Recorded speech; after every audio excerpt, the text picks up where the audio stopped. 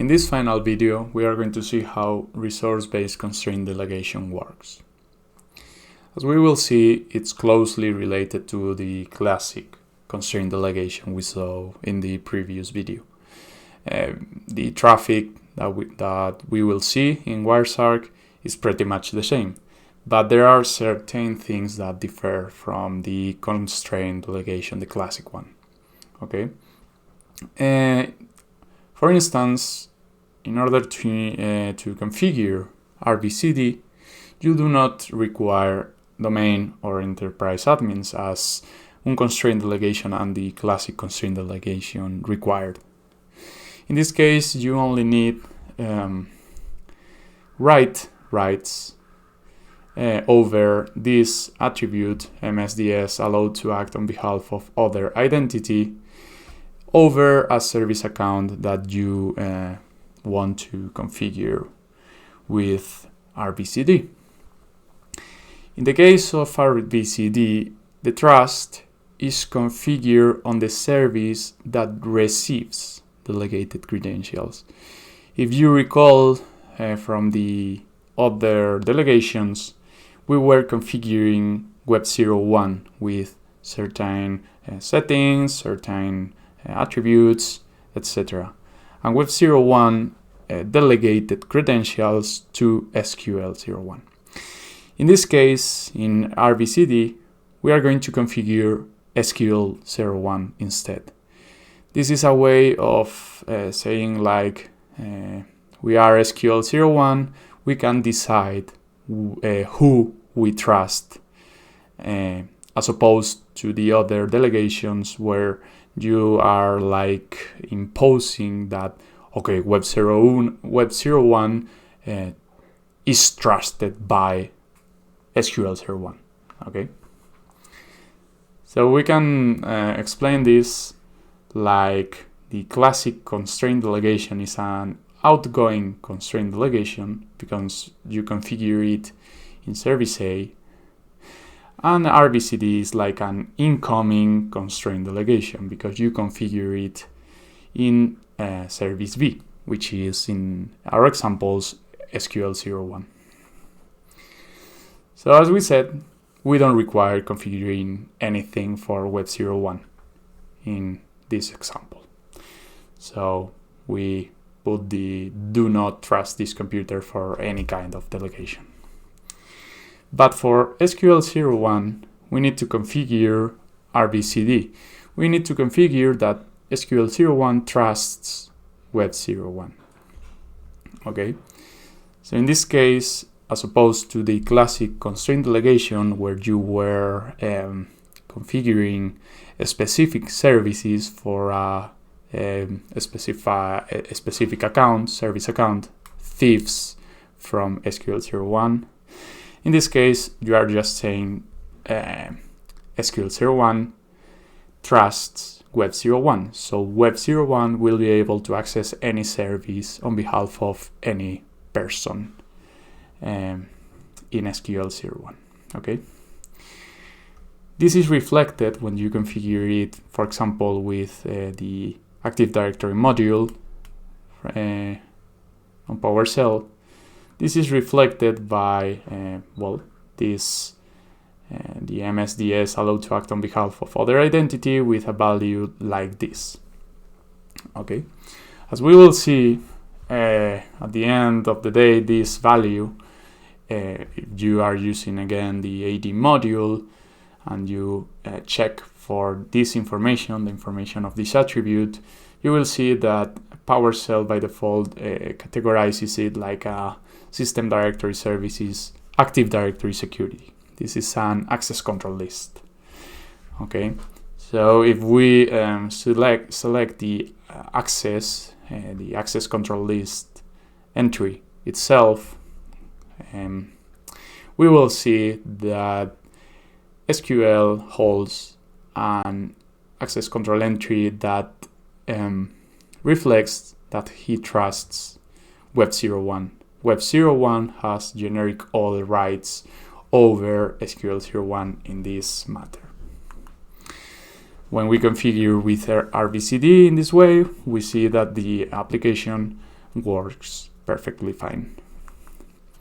So what is happening under the hood? The first thing that we're going to see is, well, the NTLM authentication. In this case, if we were authenticating with Kerberos, we should note that it would happen like the Kerberos only classic constraint delegation, because the client would delegate the service ticket, and the service could use that ticket as an additional ticket for invoking S4U2 proxy. Okay, so we are going to jump that section or that situation or that use case, and we are going to see instead what would happen if the client authenticates using something that is not Kerberos. So NTLM. As we said, the Wireshark traffic is pretty much the same as the classic protocol transition. The service requires an additional ticket, so it requests it through S4U2 self, and then with this additional ticket invokes S4U2 proxy to request a second service ticket for thieves for SQL01. With that ticket, he can list the contents of the search support folder and respond back the client with all the information.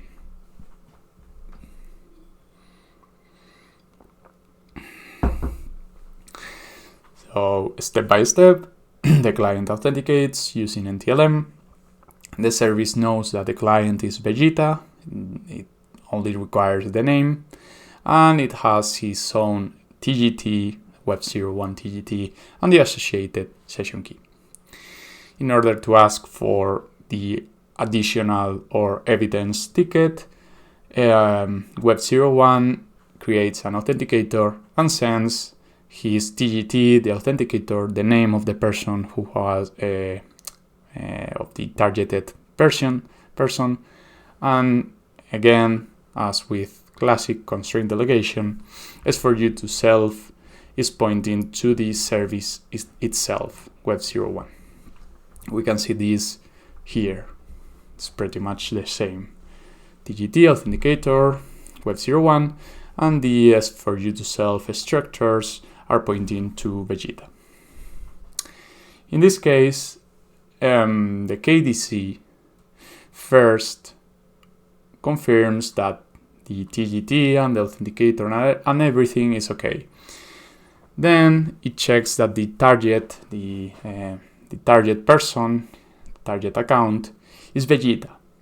But in this case, Web01 is not trusted. Web01 doesn't have the trusted to out for delegation setting that we saw in protocol transition.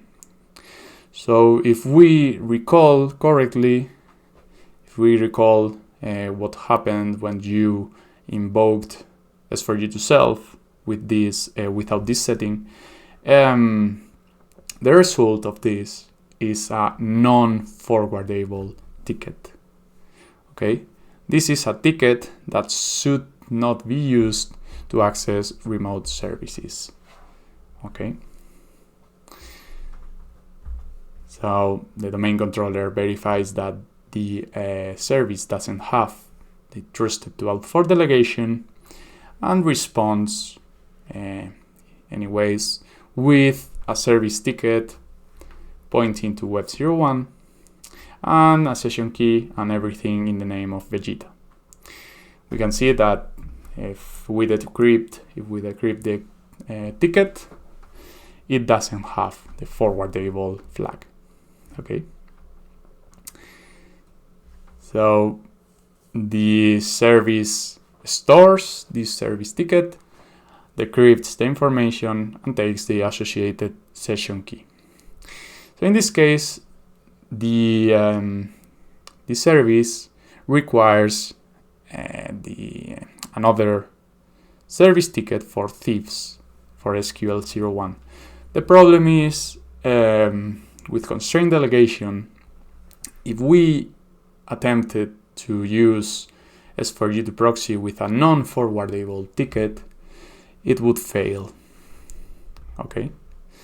Nonetheless, we see in the traffic that the service does it anyways. So creates an authenticator, sends the TGT authenticator, and the additional ticket, which is not forwardable.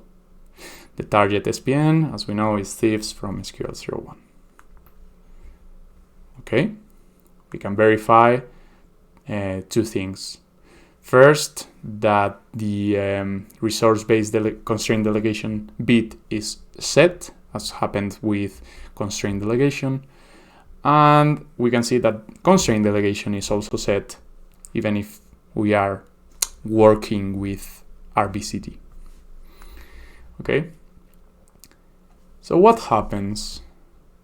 What happens is that the KDC, as always, checks the information of the TGT authenticator and then takes that service ticket as Vegeta's proof.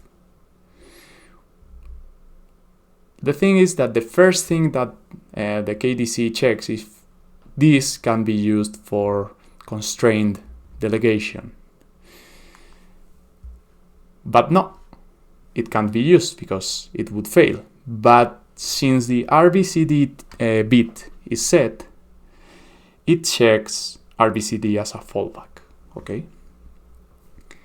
The thing is that even if the service ticket is not forwardable, the domain controller doesn't care and checks the MSDS allowed to act on behalf of other identity to verify if Web01, which is asking for a thieves SQL01 ticket, can indeed ask for such ticket.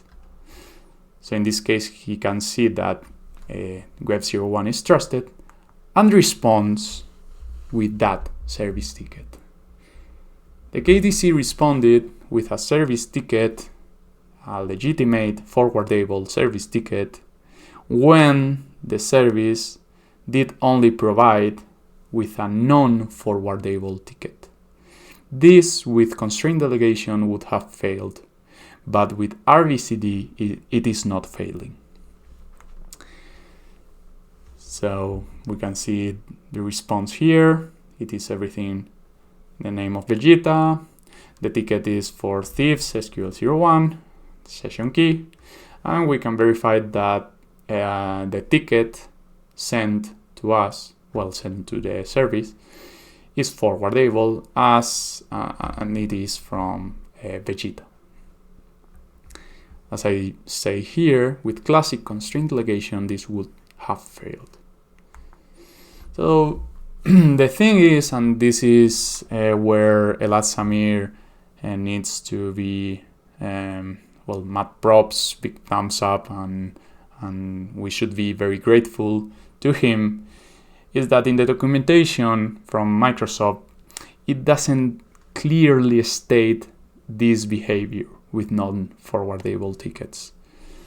The most you can see in the documentation is that if the service ticket in the additional tickets field is not set to forwardable and the RBCD bit is not set, then the KDC must return an error. So Elad Samir, if I recall correctly from the article, he tried to exploit this, to exploit RBCD with a non-forwardable ticket, but without. I remember that it was kind of luck. He did it because he thought it would fail, but then everything worked.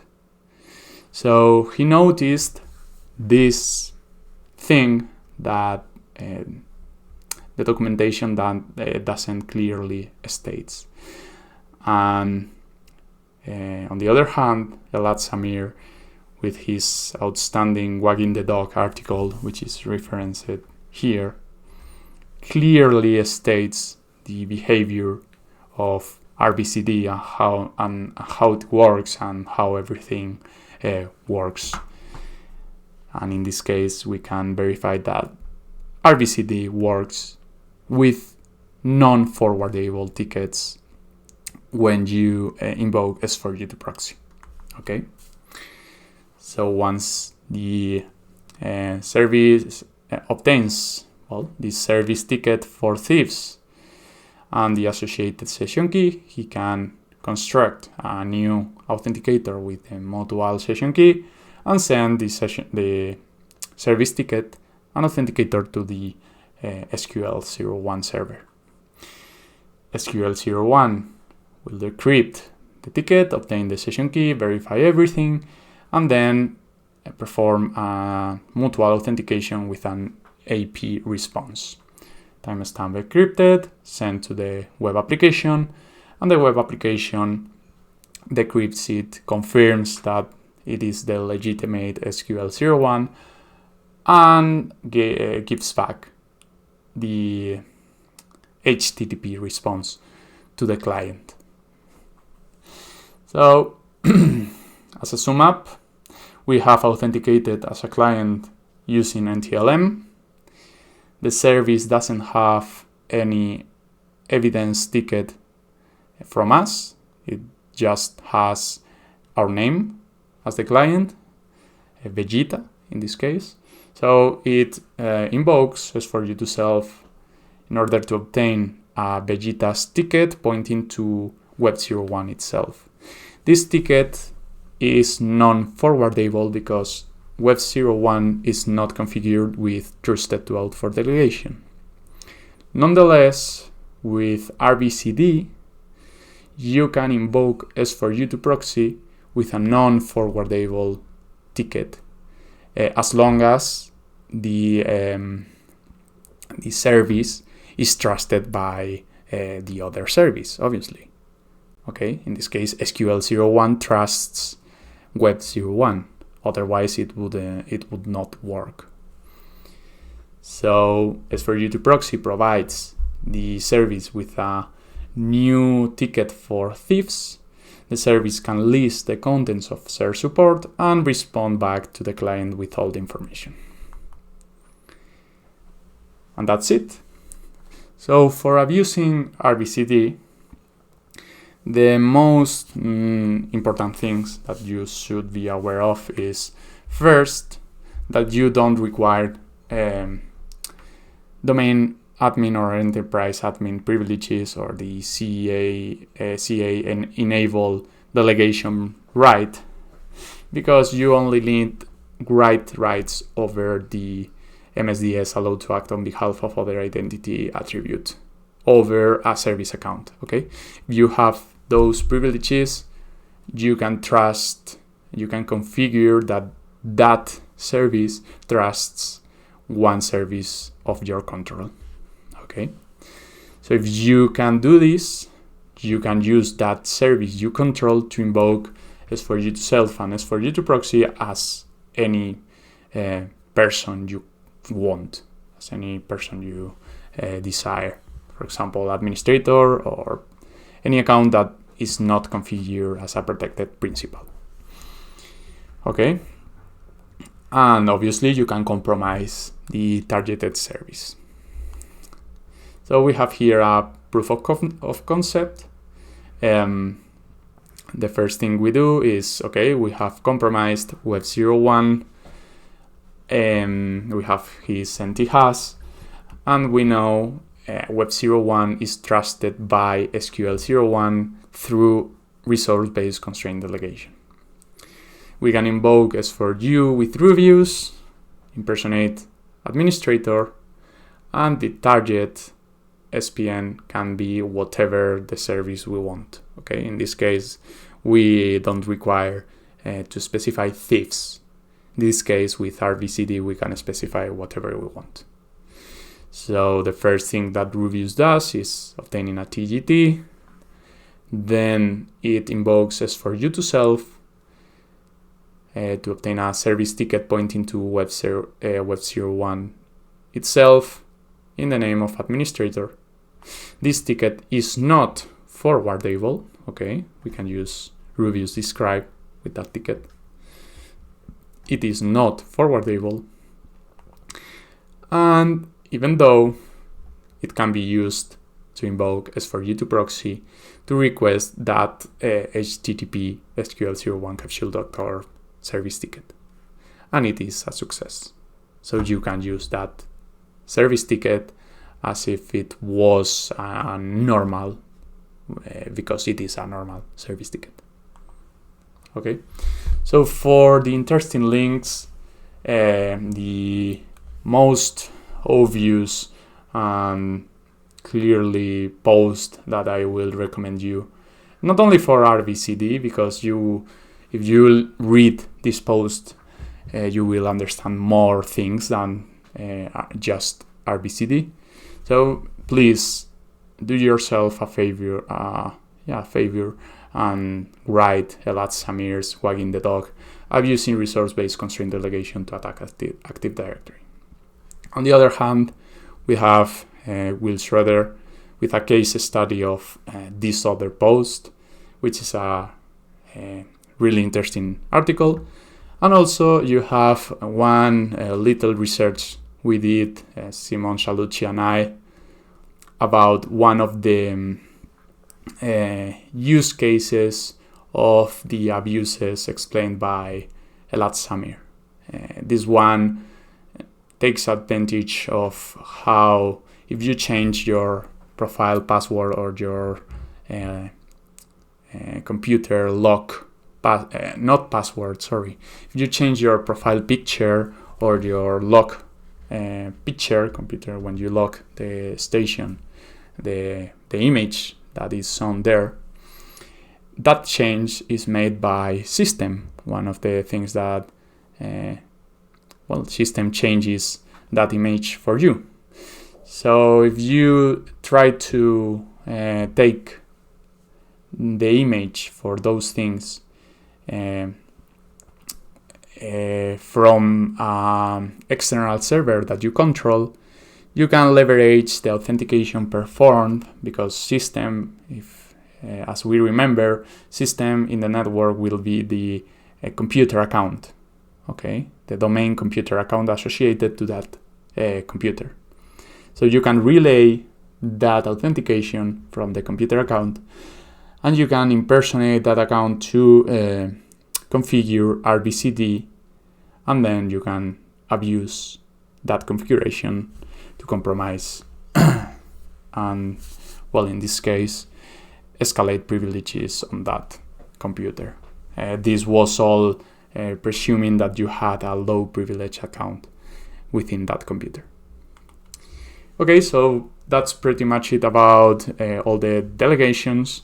We will see a little note about security in these regards, and that's everything.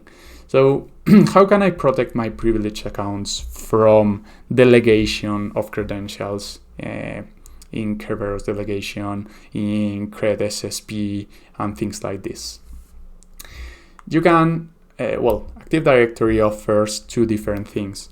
First, the protected users group, and second, UAC, a user account control setting called account is sensitive and cannot be delegated. The goal or the reason for those two things is pretty much the same, that the tickets you obtain with your protected user doesn't have the proxyable or the forwardable flags. So those tickets won't be used, won't be delegated to external services. Okay, so if you configure your privileged accounts with these settings, they should not be victims of things like dropping their TGT into unconstrained delegation servers, or targeted by S4U2 self or S4U2 self, S4U2 proxy combinations. Okay,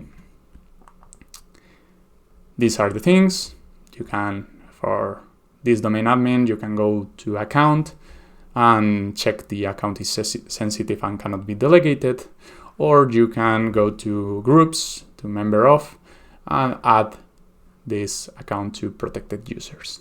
Okay. You should note, however, that privileged accounts and privileged access overall should be protected in all the means. What I mean with this is that even if you configure these accounts with these settings, it doesn't matter, or it makes no sense if later on the persons that are using these privileged accounts disclose their credential material in other ways. Okay, as I said here, there's no point in setting up an account as a protected user if the user then uses his credentials in places he should not. Okay, so you should always ensure that your privileged accounts work from a secure location. This could be a privileged access workstation that is commonly known in Microsoft recommendations, and they do not disclose their credentials in unsafe places. You should follow the recommendations from Microsoft with tiers where your domain admins and really privileged objects should be in tier 0, and the rest of accounts, depending on the privileges they have, should be placed either in tier 1 or tier 2. Okay, so please always protect your privileged accounts from credential disclosing, which is the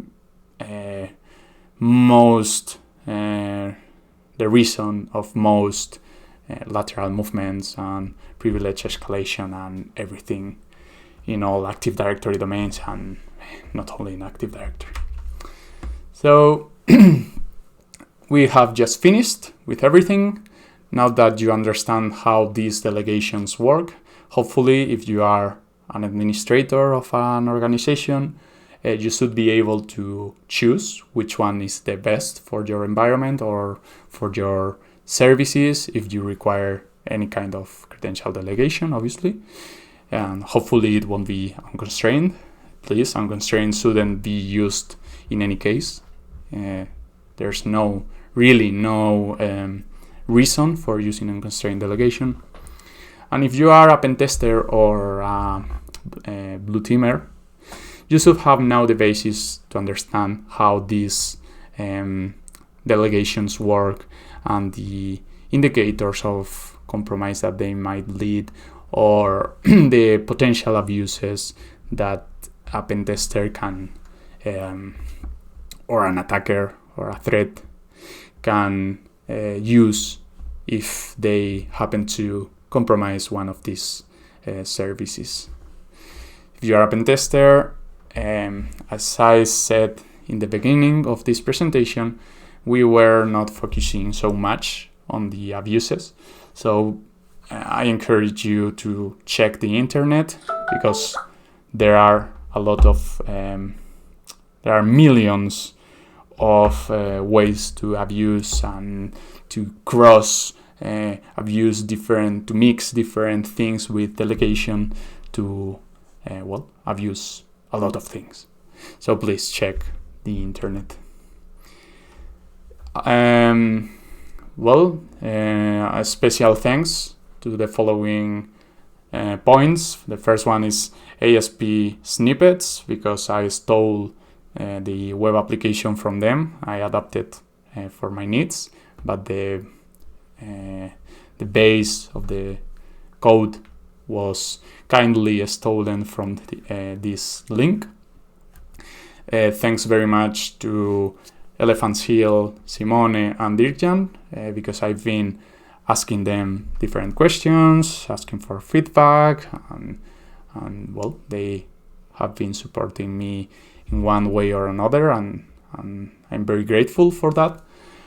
And obviously, thanks all the sources referenced throughout this presentation.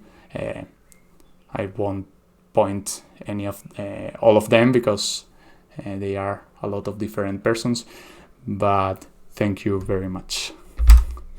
So that's it. I really hope this series of videos are useful for you. Sorry if my English is not good enough. I noticed that in Spanish I can explain things way better than in English, and I also noticed that I seem a lot of very boring in English somehow, because I'm always choosing my words and everything. So hopefully you will like this, even if the English is not good enough. Thank you very much, and see you in other videos or other things. Bye bye.